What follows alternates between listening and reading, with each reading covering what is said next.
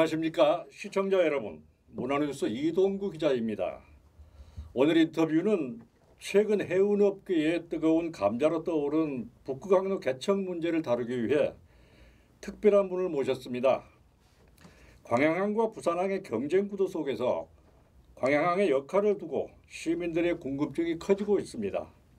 이 문제에 대해 시민의 눈높이에서 쉽고 깊이 있는 얘기를 나눠보고자 합니다. 전 여수광양항만공사 사장을 역임하신 해양 전문가 박성현 사장님을 모셨습니다. 사장님 바쁘신데 이렇게 나와주셔서 감사합니다. 반갑습니다. 대한민국 수출입 물동량 1위 항만 여수광양항을 이끌었던 캡틴 박성현입니다. 애청자 여러분 반갑습니다. 네. 사장님 최근에 전국뿐만이 아니라 우리 광양항을 두고 있는 광양에서도 북극항로 개척에 대한 여러 가지 얘기들이 나오면서 약간 우리 또 시민들은 좀 낯설어한 부분이 있는 것 같아요. 그래서 우선 왜 지금 이 북극항로가 이렇게 떠오르면서 이슈가 되고 있는지 먼저 좀 설명을 알겠습니다. 듣고 넘어갈까요? 지금 세계 시장은 원마켓입니다. 그 중에 가장 큰 역할을 하는 것이 바로 해운 물류입니다. 지금까지는 유럽을 가기 위하여 수에즈 운하를 통과했고 미국을 가기 위해서 파나마 운하가 두 축의 큰 역할을 글로벌 공급망의 역할을 해왔습니다. 그런데 시간과 에너지, 연료비 등의 문제가 있습니다. 결국은 글로벌 공급망의 제일 중요한 것은 시간이지 않습니까? 그렇죠. 근데 보통 유럽 가는데 30일, 40일 걸립니다. 이제 지구 온난화 때문에 불행인지 다행인지 모르겠습니다만 북극에 있는 빙하가 녹기 시작하여 북극항로가 열리고 있습니다. 지금 최장 6개월에서 7개월 정도 열리고 있습니다. 그래서 베링해를 통해서 북극으로 유럽을 가면 약 7,000km 10일이 단축됩니다. 그렇게 되면 글로벌 공급망에 있어서는 혁명이라고 할 수 있습니다. 10일을 단축할 수 있다는 것은. 그래서 지금 북극항로가 조명을 받고 있고 세계 각국에서도 북극항로 패권을 서로 차지하기 위하여 지금 노력하고 있습니다. 예, 사장님 얘기 잘 들었습니다. 그러면 우리 이제 북극항로가 결국 개척이 돼 열리게 되면은 우리 광양항은 어떤 일을 해야 하는 건가요? 북극항로가 열리면 우선 대한민국 전체를 보면은 세계 물류의 중심이 될 수 있는 큰 미래 먹거리입니다. 예를 들어 지금 싱가포르 제주도의 3분의 1 크기에 인구는 약 580만 밖에 안 되는 싱가포르이 세계 2위 컨테이너 처리 항만으로 되어 있습니다. 그 이유는 중심항에 있습니다. 태평양과 인도양, 대서양 가는 중심항에 있기 때문에 싱가포르이 지금 세계 환적 화물 1위를 거의 차지하고 있습니다. 이제 그랬을 경우 북극항로가 열리면 지금 싱가포르이 하는 역할을 우리 대한민국이 할 수 있습니다. 그러니까 대한민국 전체로 보면 세계 환적의 중심지가 될 수 있다는 거고, 이제 각 항만으로 놓고 보면 부산항은 컨테이너가 80% 이상입니다. 그래서 부산항은 장기적으로 컨테이너 환적 중심으로 전략을 가져가야 되고, 우리 여수광양항은 종합항만입니다. 석유, 가스, 철강, 컨테이너, 자동차 이런 종합항만이기 때문에 우리 여수광양항은 북극에서 나는 가스와 석유, 에너지를 환적하는 중심항으로 단기 전략을 가져야 됩니다. 그래서 지금 북극항로가 열린다고 해서 바로 컨테이너가 다닐 수가 없습니다.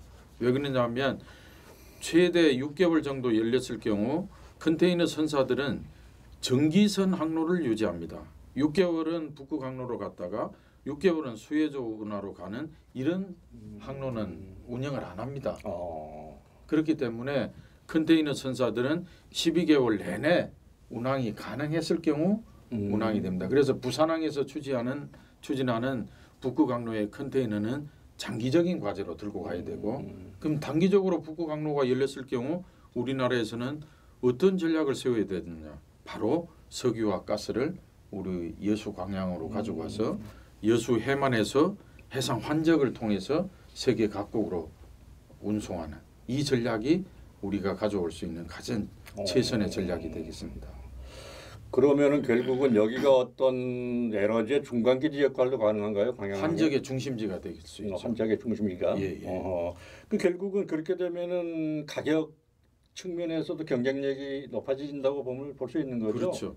지금 이제 저희들 LNG, 석탄, LPG 대부분을 호주나 브라질에서 저희들 수입하고 있습니다. 그래서 그 거리랑 북극에서 바로 내려왔을 때 비교했을 때 가격 측면이라든지 또 환적을 한다는 이야기는 다른 나라 저 동남아라든지 싱가포르, 인도네시아 이런 나라들도 러시아산의 저렴한 석유나 가스를 우리 여수 해만에서 환적해서 가져갈 수 있기 때문에 중심항이 될 수 있는 거죠. 그러면 환적을 함으로 인해서 여기에서 예를 들어 물류가 임시 저장이 된다거나 그럴 필요성도 있는 건가요? 네, 가능합니다. 예. 지금 이제 묘도에서 하고 있는 LNG 저장 창고라든지 지금 포스코 인터내셔널에서 하고 있는 LNG 저장 시설 뭐 이런 것들도 다 혜택을 볼 수가 있습니다. 그렇구만요. 다음 질문은 그 북극항로가 어쨌든 이게 개척이 쉽지는 않을 것 같아요. 여러 가지로 그또 빙하지대를 지내야 되는 이런 문제점 때문에 기술적인 부분도 있겠지만은 그거는 충분한 어떤 그 기술적인 가능성이 있으니까 개척을 한다고 했을 것이고. 맞습니다. 결국 이제 북극항로가 열리면은 실질적으로 우리 지금 시청하고 계시는 우리 시민들이나 국민들이 봤을 때는 과연 그러면 북극항로가 열렸을 때 우리한테 돌아올 수 있는 거 뭐가 있느냐 이게 궁금하지 않겠습니까? 그래서 우리 광양을 놓고 본다면은 우선 그 경제 분야 또 일자리 창출이 요즘에 굉장히 어려운 그런 여건인데 이런 데 대한 그 유발 효과를 어떻게 설명해 주실 수 있을까요? 지금 세계는 글로벌 공급망 지금 미국과 중국의 결국의 관세 전쟁의 최종 목표는 글로벌 공급망을 어떻게 확보할 것인가 이게 가장 중요합니다. 왜 그러냐면 세계 시장은 지금 원 마켓으로 돌아가고 있기 때문에 글로벌 공급망을 누가 차지하느냐에 따라서 경제가 달라집니다. 그래서 물류와 해운에는 일자리가 여러 가지가 있습니다. 종사자도 있지만 결국은 세계 어느 곳에 가든 세계 중심지는 대부분이 항만을 끼고 있습니다. 그래야 수출과 수입이 자유롭고 또 자재비라든지 인건비라든지 각종 가격을 저렴하게 하려면 결국 물류비에서 낮춰져야 됩니다. 그래서 항만 근처에 대부분이 도시가 형성되어 있습니다. 부산은 약 인구의 49%가 해양 산업에서 지금 먹거리를 찾아서 살고 있고 싱가포르는 뭐 국민 대부분이 그런 해운 물류에서 먹고 삽니다. 자 그러면 해운 물류가 오면 어떤 산업이 발전하느냐?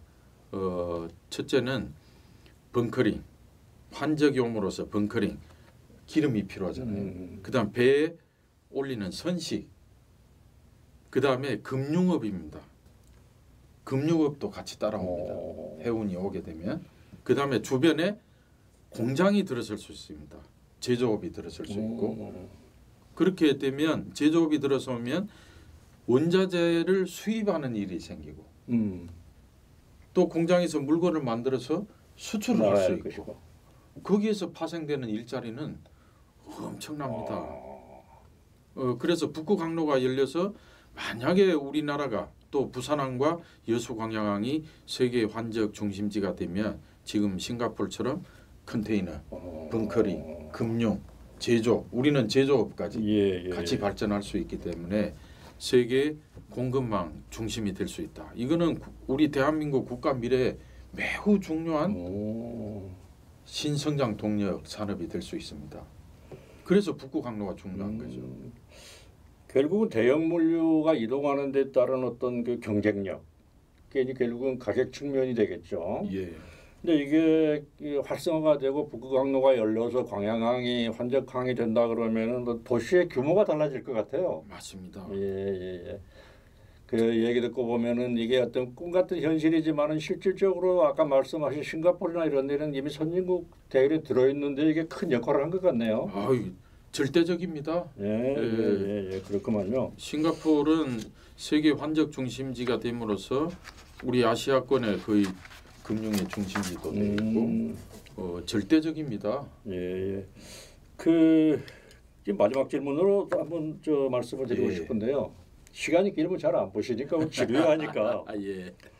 우선 그 시민이 아까 서두에도 말씀 나눴습니다만은 중요한 거는 우리 가까이 계시는 시민들이 또 어떤 공감대를 느끼고 해야 되는 부분들도 있고 광양은 그러면은 사실 광양에 항이 있었지만은 그렇게 큰 관심 사항을 가지고 지켜봤던 부분은 좀 부족했던 것 같아요. 맞습니다. 현실적으로 보면은 그래서 과연 이 시민이 같이 참여할 이런 통로는 있는 건지 아까 잠깐 말씀해 주셨습니다만은 그런 부분을 한 번 더 짚어주시고.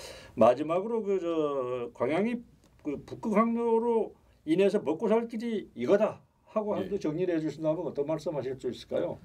제가 여수광양 항만공사 창사 이래 우리 고향 광양 출신의 첫 사장입니다. 제가 사장으로서 깜짝 놀란 것 중에 몇 가지가 첫째, 공사가 국가 공공기관이 지역에 있음으로써 얼마나 축복인지 또 지역에 얼마나 큰 공헌을 하는지 우리 시민들이 잘 모르고 있다는 것에 제가 깜짝 놀랐습니다. 그리고 항만공사를 활용하는 그런 전략 또 상생 그다음에 동행하는 문화가 사실 부족했습니다. 거기에 대해서 제가 깜짝 놀랐습니다. 그래서 우리 광양은 동해부터 인천까지 항만도시를 놓고 봤을 때 우리 광양항처럼 좋은 여건을 가진 항만이 거의 없습니다. 세계에서 가장 큰 철강이 있고 대한민국 수출입 물동량 1위 항만이 있고 규모상으로는 우리나라에서 가장 큰 석유화학 산단이 있고 이런 환경을 가진 도시는 우리 광양밖에 없습니다. 그래서 제가 안타까운 것은 세계 제1의 제철소 대한민국 수출입 물동량 1위 항만 석유화학 산단 1위 이걸 과연 우리가 그동안 잘 활용해 왔는지 약간의 안타까움이 남습니다. 그렇더라도 이제부터라도 항만을 이용해서 일자리를 찾아내고 시민들한테 그 경제적인 효과가 갈 수 있도록 우리 모두가 힘을 합쳐야 됩니다. 항만은 일자리가 많습니다. 항만 배후 부지에 들어설 수 있는 기업도 있고 항만공사도 있고 세관도 있고 해양수산부도 있고 해양경찰도 있고 산업부터 해서 공공기관까지 많은 일자리가 해운, 물류, 항만에 있습니다. 그래서 부산의 인구 약 300만 인구의 49%는 해양 분야에서 일자리를 찾아서 살고 있습니다. 그런데 과연 우리 지역에서 해양 항만을 이용해서 일자리를 얼마나 지금 우리가 찾고 있는지 의문이 들고 앞으로 북극항로가 열려서 세계 환적 중심항이 될 수 있다면 우리 지역은 지금보다 훨씬 더 일자리도 늘어날 것이고 일자리가 늘면 청년이 오고 청년이 오면 인구도 늘어날 것이다. 또 경제적인 효과도 많이 늘어날 것이다. 구체적인 일자리들은 또 다음에 제가 한번 또 소개해 드리도록 그렇게 해주시죠. 그 마무리를 하도록 하겠습니다. 우리 박 사장님이 그 지난 여수광양 항만공사 사장을 맡으시면서 사실 여느 때보다 그 우리 지역 환원 사업이나 이런 데 많은 관심을 가지시고 또 운영을 하시면서 일부 또 뭐 좀 오해의 소지가 있었던 부분도 없잖아 있었던 걸로 제가 알고 있습니다. 그러나 또 어떤 공사가 지역에 있음으로 해서 발생하는 여러 가지 그 지역민들하고 융합할 수 있는 부분을 보여주시는 이런 데 대해서 높이 참 평가를 하고 감사한 말씀을 드리고요. 오늘은 그 북극항로와 광양항의 미래에 대해서 박성현 사장님의 깊이 있는 말씀을 들었습니다. 광양항이 새로운 북극항로의 새로운 중심으로 자리매김해서 지역 경제에 활력을 불어넣고 시민들에게 더 나은 미래를 제시할 수 있기를 기대해 봅니다. 여기서 마치겠습니다. 사장님 감사합니다. 감사합니다. 수고 많으셨습니다. 네.